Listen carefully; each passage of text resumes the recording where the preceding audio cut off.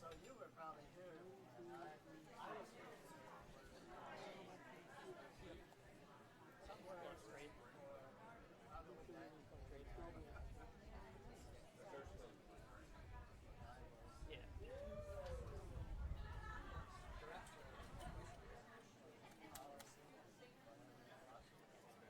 That's an exciting little rain shower.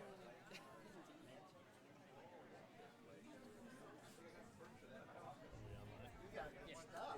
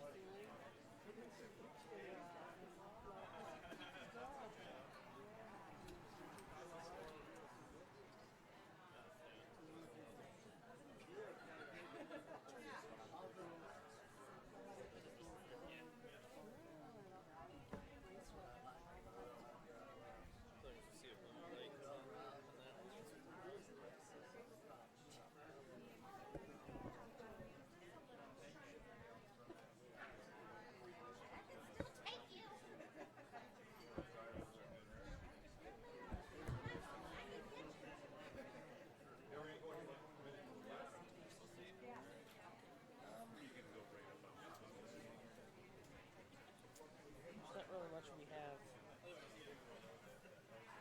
Maybe. Yeah, I don't know.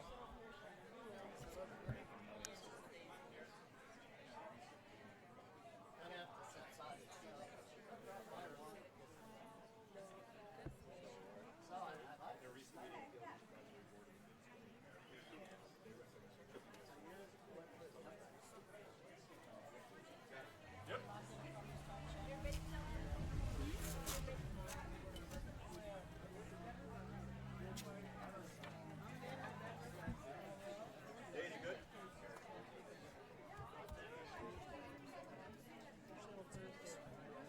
Dan, you need a sound check?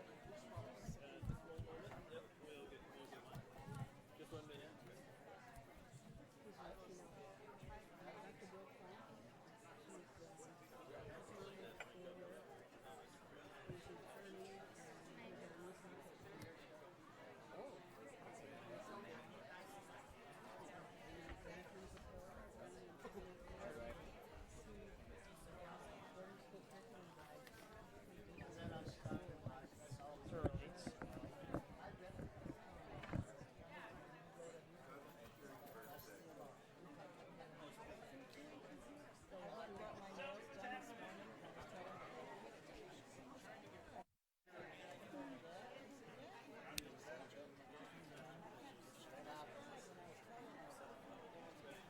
early. You want to check it first? Yes.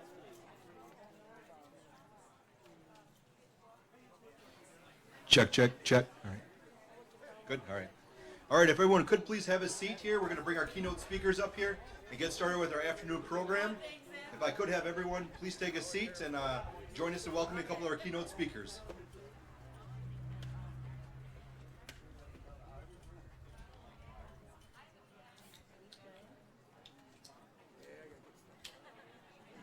All right, well, good afternoon, and thank you again for sticking around today on this beautiful day. I know Mother Nature there dropped a little rain on us, but it's only one cloud it seems like, so we're going to move forward. The first speaker we're going to have today was a young man that has been recommended by the Elders Advisory Board in a recent meeting with the MIBS Committee. Zachary Zakora is a tribal descendant from Lansing, Michigan. He recently researched and put together a presentation for his classmates showcasing the importance and history of the Mount Pleasant Indian Industrial Boarding School. He recently graduated from high school and plans on enlisting into the United States Army. Please join me in welcoming Zachary.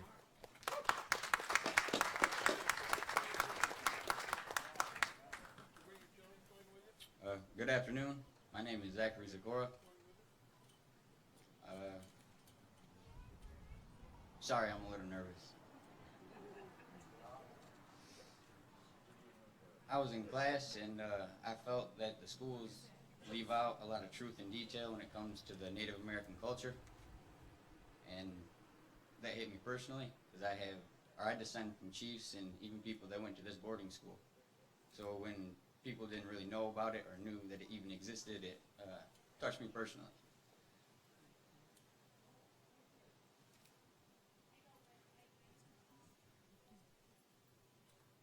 So I brought in some documents that I had from my family that talked about the boarding school. I also went on the Journey for Forgiveness walk a few years ago, so I brought in that book, and the class and teacher were amazed.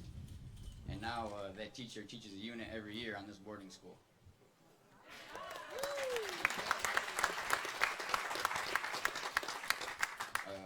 I'm really honored to be speaking here tonight, or today. Thank you. I don't have much else to say. Thanks for listening. I'm really honored. Thank you, guys.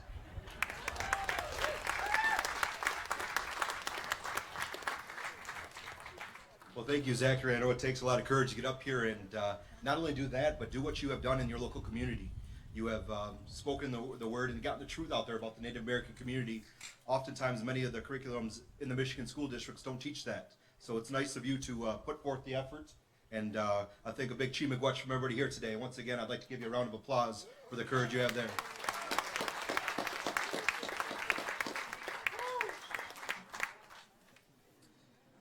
And for our other keynote speaker today, we have Dr. William Cross.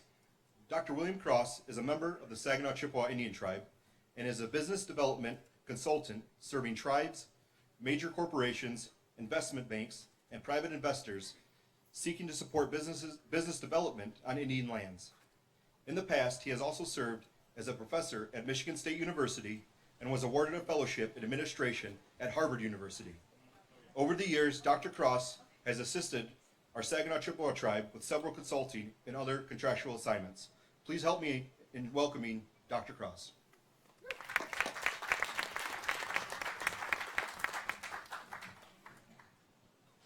Thank you.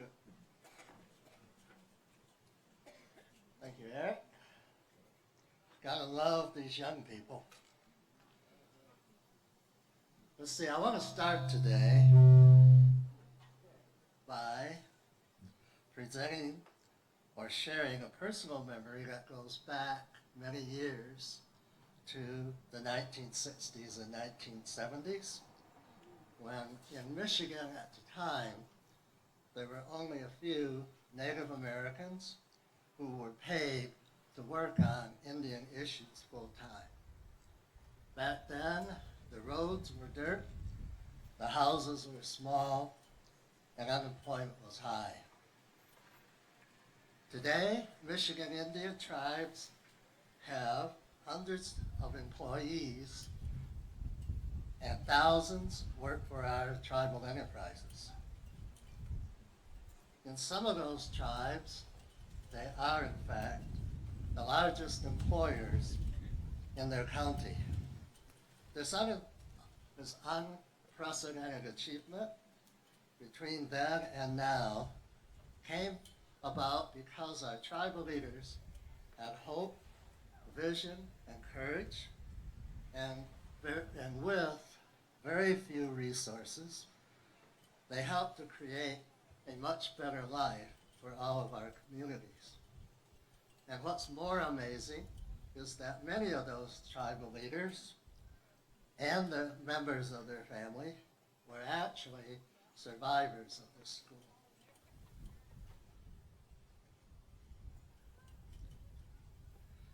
As Eric mentioned, I was at one point in time a professor, but I left higher education because I wanted to work more directly with tribes across the country and in the area of economic development and management consulting. And I've had the opportunity to visit over 300, actually been on over 300 reservations across the country. I now spend my time promoting solar energy on Indian lands so as to help save Mother Earth. And occasionally, I have the opportunity to work on special assignments like the Michigan Indian Boarding School project. I became interested in this project because my sister, who is also a professor, had worked in this area for many years. And both my mother and my grandmother graduated, survived this school.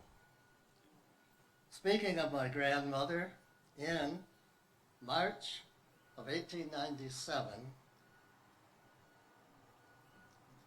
just 4 years after the first building was completed, my grandmother's younger brother, who was only 8 years old at the time, walked through those doors.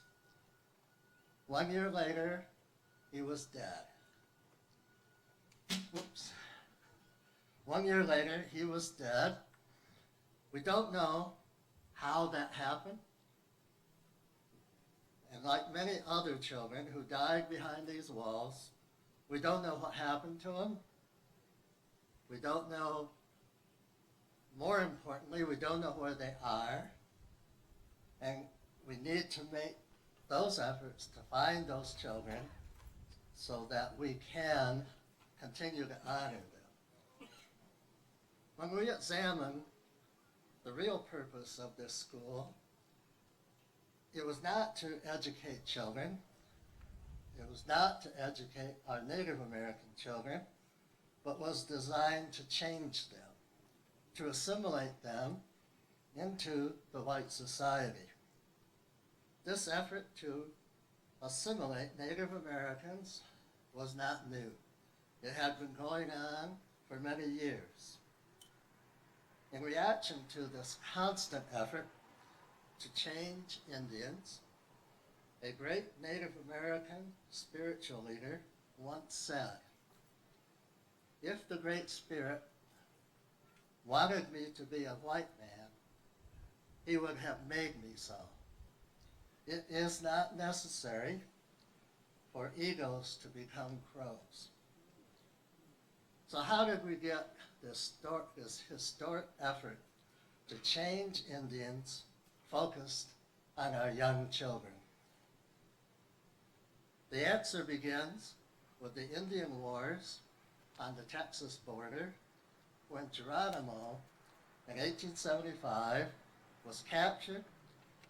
Along with 27 others, he was transported across the country to St. Petersburg, Florida, where he was placed in a prison called the Myron Federal Prison. Originally, all of those 27 were to be hung by the neck until death. However, the United States Attorney General made a ruling and intervened, and he stopped the executions. His ruling was that since American Indians were wards of this country, they could not be executed. After this ruling, the federal government had no idea what to do with these prisoners, or should I say detainees. So they were to be held against their will, never charged with a crime, and therefore without benefit of a trial. The Mormon federal prison was run by a man named Richard Henry Pratt, who served in the American Civil War and later fought Indians in armed conflicts. Pratt was said to be a friend of the American Indian. However, he was not beyond sanctioning beatings for his Indian prisoners when they tried to speak their own language. This abuse was such that several other detainees committed suicide.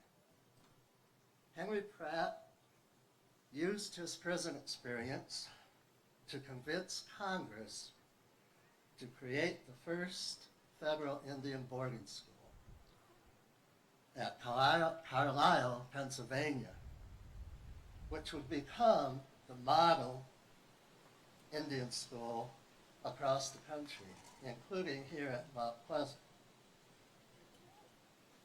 Indian boarding schools were not based on educational excellence, but they were based on a prison. And for the first time, the target of assimilation focused on our Native American children. Like the detainees at the Marham prison, many Indian children were subjected to hard labor, disease, abuse, and for some, even death. In spite of these abuses, we know the majority of boarding school students survived their years at the boarding school, including my mother and grandmother.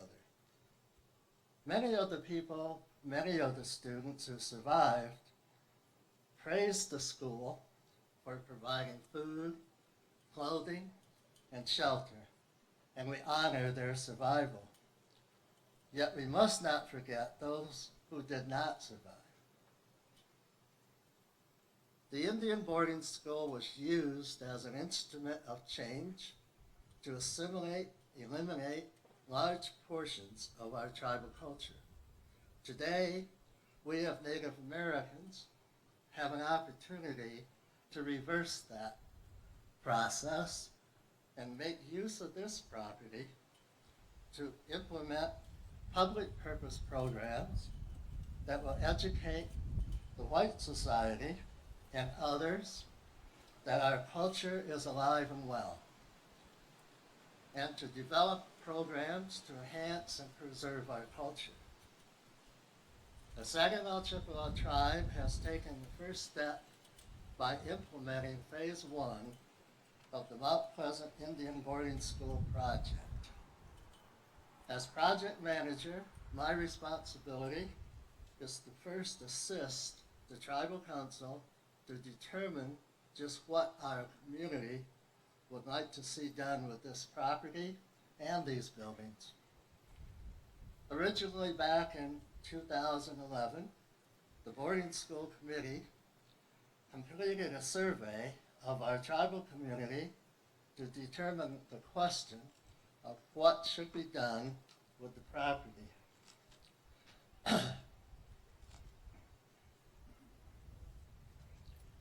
The answer to that question was that the membership who filled out the surveys indicated that they would like to have the tribe put that property, to accept the conveyance of that property under the ownership of the tribe.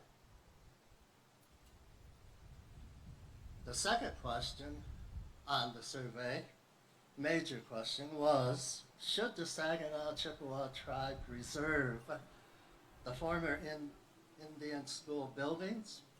The response to that question was yes.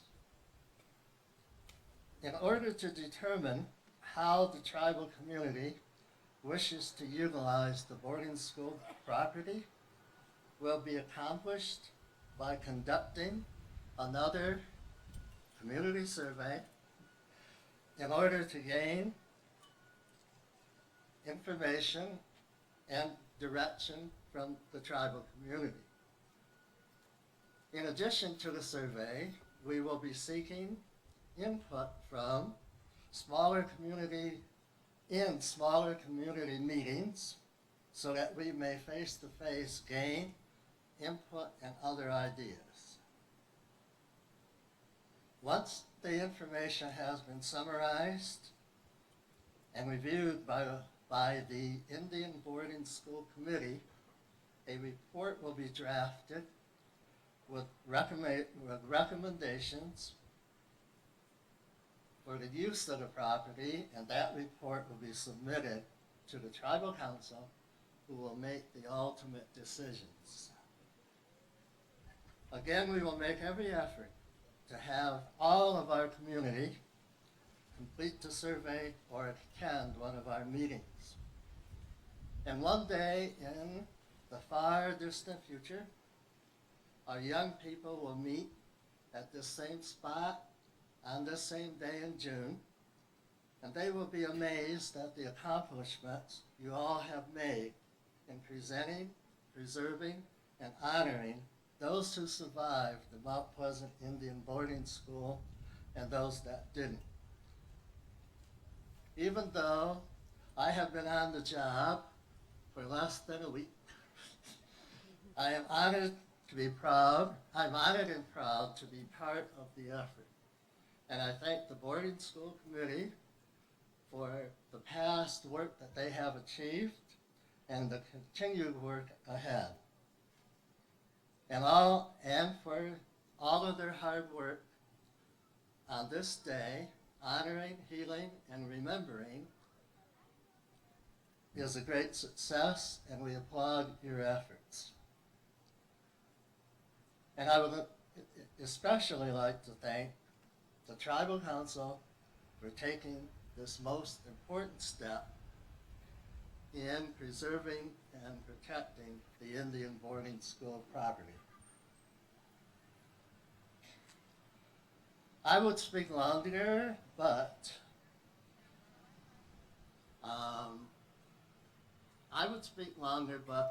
again, I've only been on the job a few days, and at this point in time, that's all I have to share. Thank you.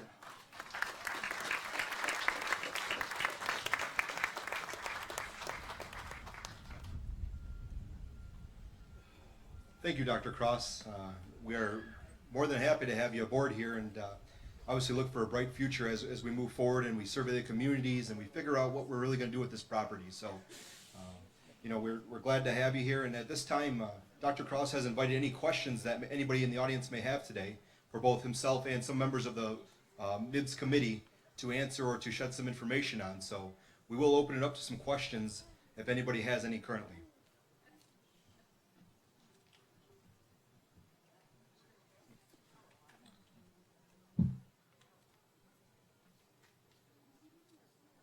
Yes, in the back there's.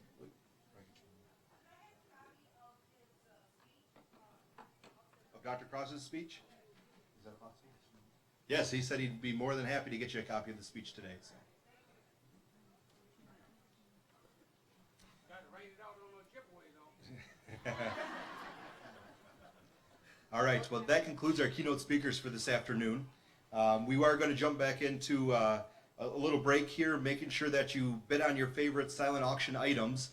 Make sure they don't slip away from you there. That is open till 3:30, so make sure you get on those. We will resume the tours with Mr. Fisher. He will be over by the teepee again. I know he gave you about a half tour. Any new people that would like to join in are more than welcome. So we have a couple tours again over by the boys' dormitory there in the teepee. And we will resume here with a jingle healing dress dance around 3 p.m. Thank you.